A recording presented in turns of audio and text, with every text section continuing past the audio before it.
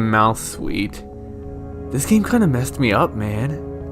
RPG Maker 2003, release date 2016. Just from the title screen I was getting those classic horror RPG Maker game vibes. But this is a lot more. The first thing you get hit by is this warning screen, which, yeah, games typically have these. But erase your identity?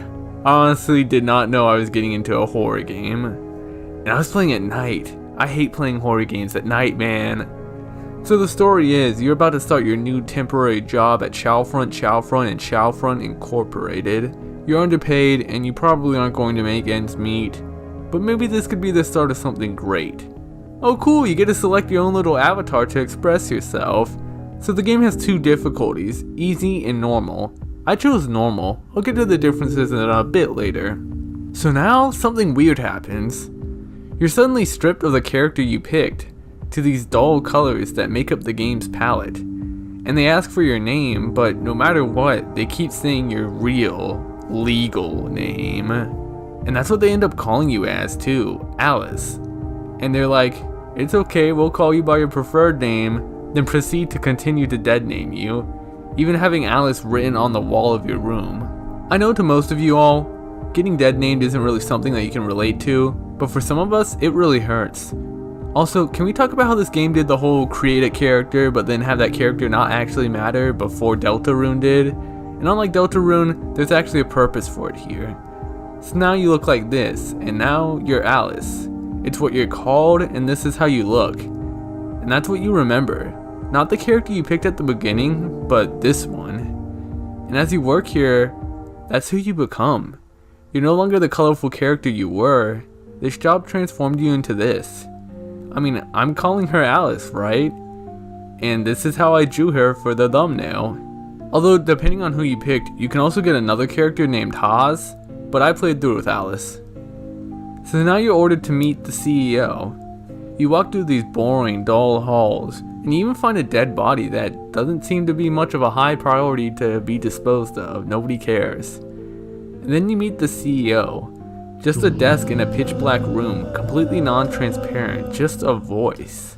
Then the music hits. Yeah, this is Rabbit Rabbit alright. The song is really cool too, because if you're wearing headphones like you should, you'll notice that the song bounces between left and right, and it's like training you for the real gameplay that's about to start. The song also breaks into this like disturbing screaming. It's pretty uncomfortable. But yeah, so you go back to your cube, we're handed a revolver and told that there are things in the hall that attack people that can't be seen. You have to listen to their footsteps to judge where they are, and we have limited ammo. So with our next mission involving leaving the room, you step out and hear this.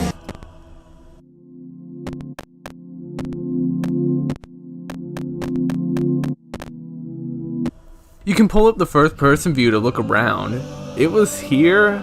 I went back to the room and quit the game because I was really scared, and it was late.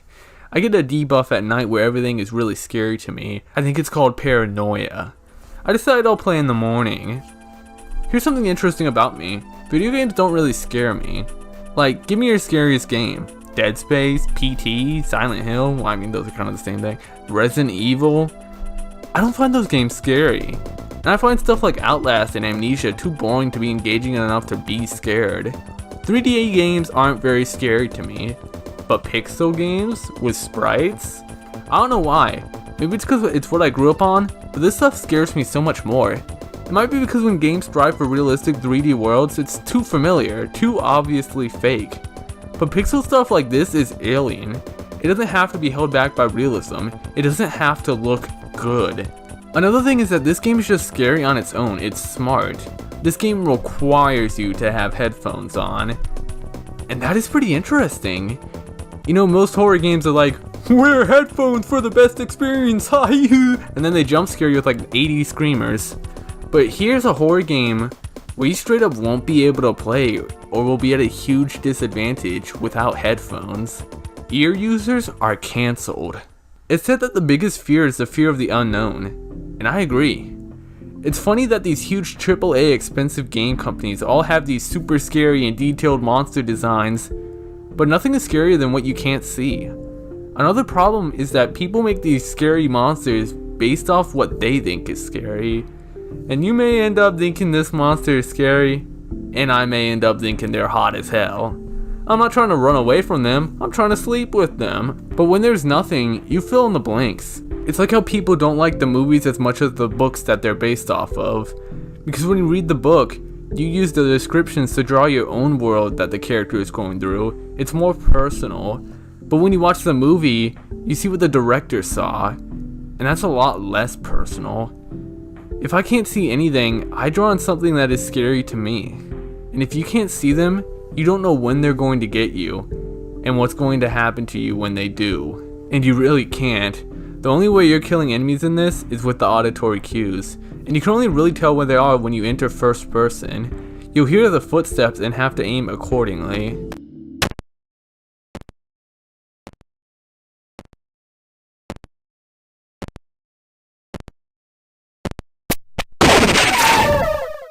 There's an unbelievable sense of dread that comes from missing one of your 6 shots, because then you're probably dead. You can reload your gun by picking up a pickup you'll find in some rooms, but there's no real inventory for it. You will always have, at maximum, 6 bullets, no spare ammo, and there will be times where you have to blindly run past enemies and hope to God they don't get you. You end up at these offices with these different workers that look just like you. Isn't that interesting? Games don't do that, you know. Think most RPGs, your character sprite is never reused. Your sprite is unique from the NPCs, because you're special. But here, you're the exact same as everyone else who works here. Everyone else who is stripped of their self. I can't get over this gameplay, man. It's so engaging. Because you have to pay attention. There isn't a health bar. You die in one hit. And you can't save whenever. So you maybe step back a bit if you die. So you have to keep your ears peaked. You need to focus on the sound. Soon enough, it becomes more difficult, footsteps get quieter, and the music starts to get in the way. This stuff gets really disturbing, like just listen to everything going down here.